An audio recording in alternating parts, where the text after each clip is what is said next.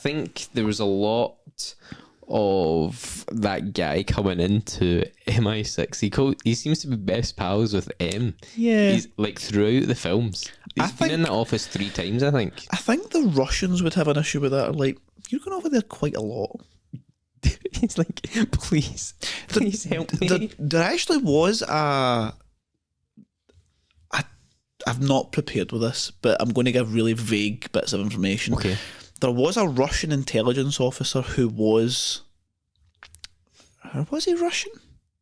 He wasn't Russian. Maybe it was actually one of the countries in the Iron Curtain, and he was not happy with the way his country was going and the way the country was being managed.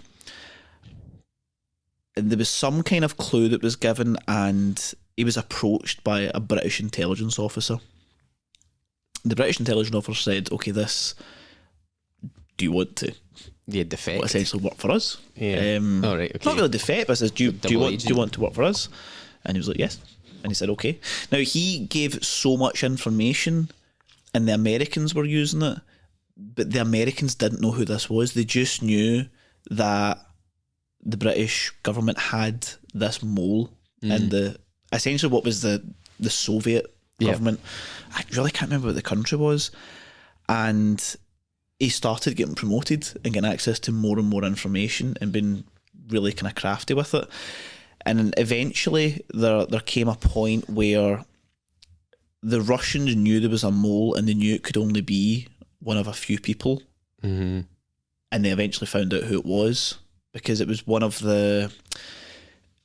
there was an American CIA agent who was working for the Russians at the time, and he found out who it was, and he told the Russians. Of course. Now, the Russians were pretending that they didn't know who it was at first, and then there was this big escape. There was I think it was something, there was like a code where the British agent or the liaison was in a corner every morning where the Russian intelligence officer would walk past.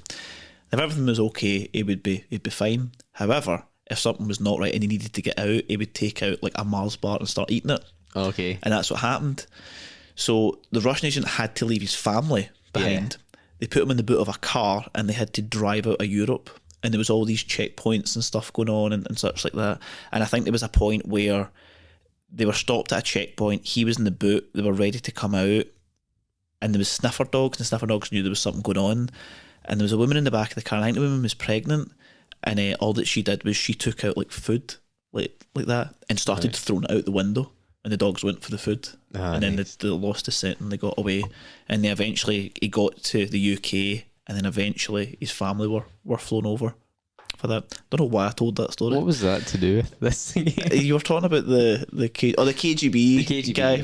But that was quite that like was that. Where he was very senior, and he was I think at the time, this was during the era of Thatcher, because even Margaret Thatcher didn't know who it was. There was only 3 people in the British government that knew it, and he was the biggest. I think he was the biggest source of intelligence for the British and the Russian agents in the entirety of the Cold War.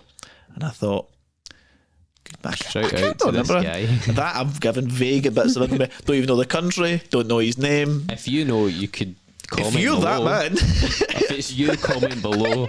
We'll send you a mug. We'll send you a mug. We'll be our first guest next year. And if you know who we're talking about, please comment.